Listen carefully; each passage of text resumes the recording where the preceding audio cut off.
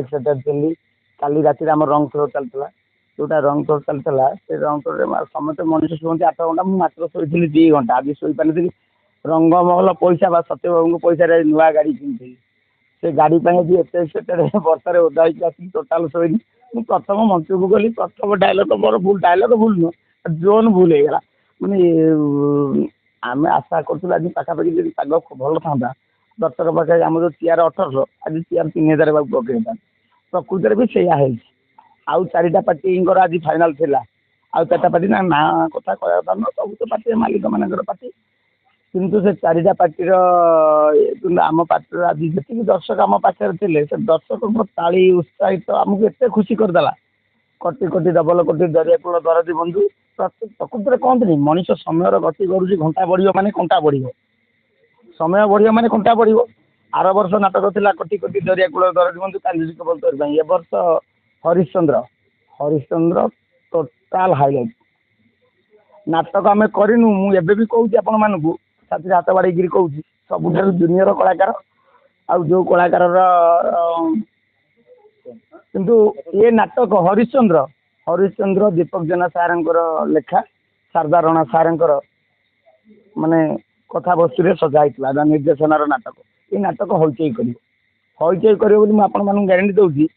ଇଏ ନାଟକ ଏ ବର୍ଷ ପାଖାପାଖି ସବୁ ରେକର୍ଡ ଭାଙ୍ଗିଦେବ।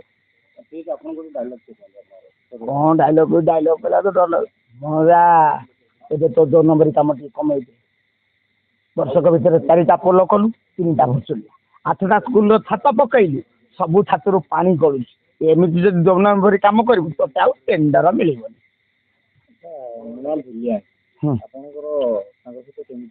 ବଢ଼ିଆ ଭଲ ଫିଲ୍ମ ଆକ୍ଟର, ଭଲ ମୁହଁର ଏକ୍ସପ୍ରେସନ୍ ଭଲ, ଫିଲ୍ମ ଆକ୍ଟର, ଡାଇଲଗ ଟିକେ ଇଏ ସେ ବାବଦରେ ଆପଣ ମନଉନା କରିବେନି, ସେ ହେଇଯିବ। 3ଟା ଷ୍ଟେଜ୍ ପରେ ସେ ଉଡ଼ିବ।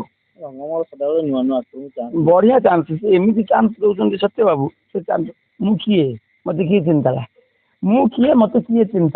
ମୁଁ ଡ୍ରାମା 1000 କରେ, ମୋତେ କିଏ ଚିନ୍ହିଥିଲେ କି? ମୋତେ 4-5ଟା ଜିଲ୍ଲା କି 7-8ଟା ଜିଲ୍ଲା ଚିହ୍ନିଥିଲେ। ଏବେ ଟୋଟାଲ ଓଡ଼ିଶା ଚିହ୍ନୁଛି। କ'ଣ ପାଇଁ ଚିହ୍ନୁଛି? ରଙ୍ଗମହଲ ପାଇଁ ଚିହ୍ନୁଛି, ସତ୍ୟବାବୁଙ୍କ ପାଇଁ ଚିହ୍ନୁଛି।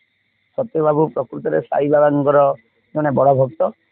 ସେ ମୁଁ ତାଙ୍କୁ ମାନୁଛି ସାଇବାବା ଭଳି, ଖୋଲା କଥା, ପ୍ରକୃତ କଥା।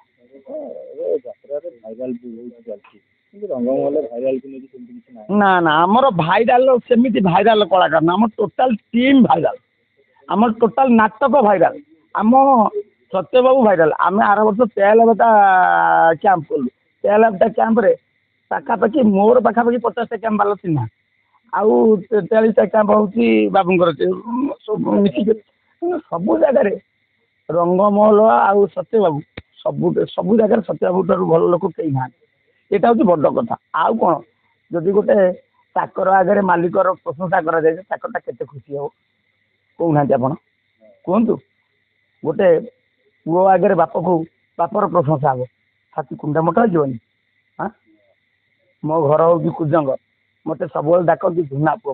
ମୋ ବାପା ନାଁ ଧୁନଚନ୍ଦ୍ର ଦାସ। ମୋତେ ଭାରି ଖୁସି ଲାଗେ। କାହିଁକି ଲାଗେ କହିଲେ? ବାପା ନାଁଟା ସଦାବେଳେ ଯାଏ, ସେଟା ହେଉଛି ବଡ଼ ଖୁସିର କଥା। ବାପା ନାଁଟା ଯେତେ ପର୍ଯ୍ୟନ୍ତ ଆଗରେ ଥିବ, ସେଟା ହେଉଛି ସବୁଠାରୁ ବଡ଼ କଥା। ଯେଉଁ ପୁଅ ଆଗରେ ହେଇଯିବ, ସେଇଦିନ ବାପା ନଥିବ ନା ପୁଅ ବି ନଥିବ।